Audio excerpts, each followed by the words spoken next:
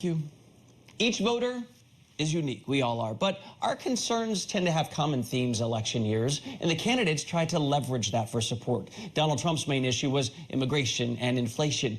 Kamala Harris went all in on the bet that abortion rights would motivate voters in a really big way. But it turns out other issues might have been more galvanizing this year, including with women. So let's break it down tonight.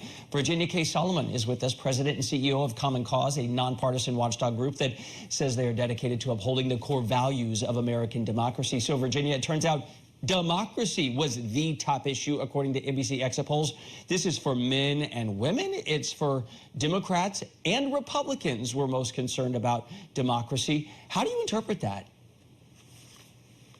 I mean, I think it's a great thing, right? Democracy being on the ballot. I think one of the things that we've seen in some of the post-election messaging that we've heard, some of the exit polls, is how the country sees democracy and what democracy means to them, which is really interesting, as a motivator for how people actually voted. Not everybody sees democracy the same way. Some people see democracy as an issue of expanding a multiracial democracy that is more representative. And some people want to see democracy contract or have fewer people represented. So it's really, really interesting. Okay, so I think what's indisputable at this point is we're living in a new era.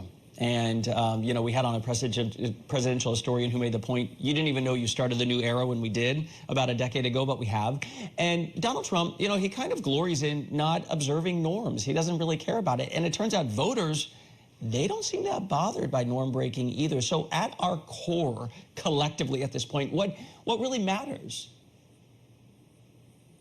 I think for most people, and that's a very general question, right? At the end of the day, what matters to people is so very personal. But when it comes to issues like abortion, I think we knew that that was going to be a defining issue. And so we saw people who voted in ballot initiatives to support abortion access, to support women's health care at the state level, but still broke and voted for Donald Trump. We saw people who voted in means that we had not seen before. So, for example, Republicans, they went and voted by mail, voted early, took advantage of those things that just a few years ago they weren't taking advantage of. And so it's a little bit confusing, again, right now. It feels almost like our country is struggling with an identity crisis, not only of who we want to be, but the values that we collectively hold. I think one of the things that we believe at Common Cause is that every person's voice matters, and we don't always like the results, and we don't always like what people are saying, but we really have to listen. And then ultimately, I think at the end of the day, how people feel about what it means to be an American is going to be something that we are going to be grappling with for the next few years. Which is kind of what Joe Biden was saying yesterday, like, these are contests. You do win, you do lose. He knows that from his 5-decade career, in Washington. And, a lot of people feel like you live and die by each single race. And I think he was trying to bring that bigger perspective, like, it's going to be okay, you guys. Now, I wanted to point out young people.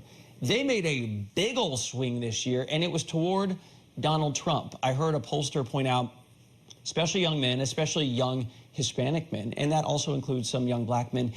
Does it turn out that young people are more ideologically open than others thought? And how can they get involved now that they seem to want to have a say? Well, I think one of the things that we have to take a look at, and that really is undeniable, is that the youth vote turned out this year. We saw college kids running on campus with lines that were very long. Now, not that say that long lines are a good thing. We don't believe that to be true. We don't think it should take that long for people to be able to vote. But we saw the enthusiasm and the interest there. Young people tend to be issue voters.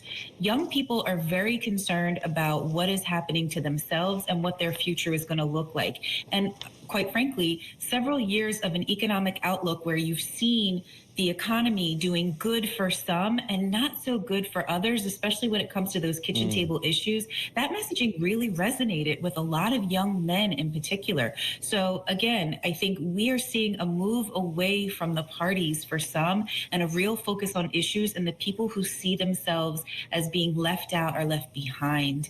And so that is something that both parties are going to have to work to do.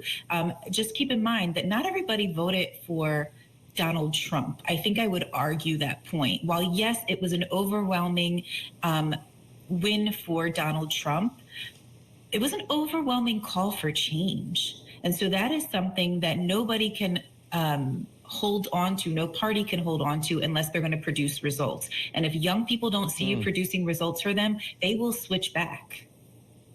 Okay, all right. Let's end on this, ballot initiatives. Weed had a mixed night, depending on where you looked. Same for abortion, same for minimum wage. School choice lost in 2 places. California, though, cracked down on crime. What are the results lower on the ballot tell us about the American mood?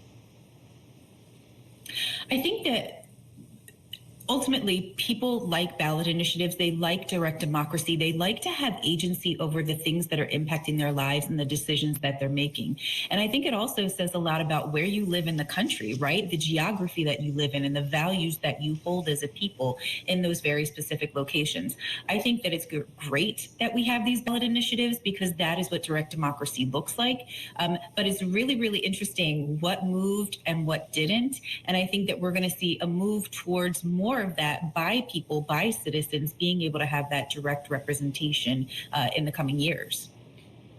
Yeah, whereas in some states, they're still getting around to, oh, medical marijuana. But then you look at California, which tends to be ahead of the curve. They had kind of, relaxed laws on, shoplifting, things like that. They decided they're going back hard on that. We saw the more liberal mayor of San Francisco. She's out. So you kind of look at each place and think, where are you on the spectrum at this moment? Where are we on the timeline? Virginia Kase Solomón with Common Cause. Thank you. Thank you. Have a good evening.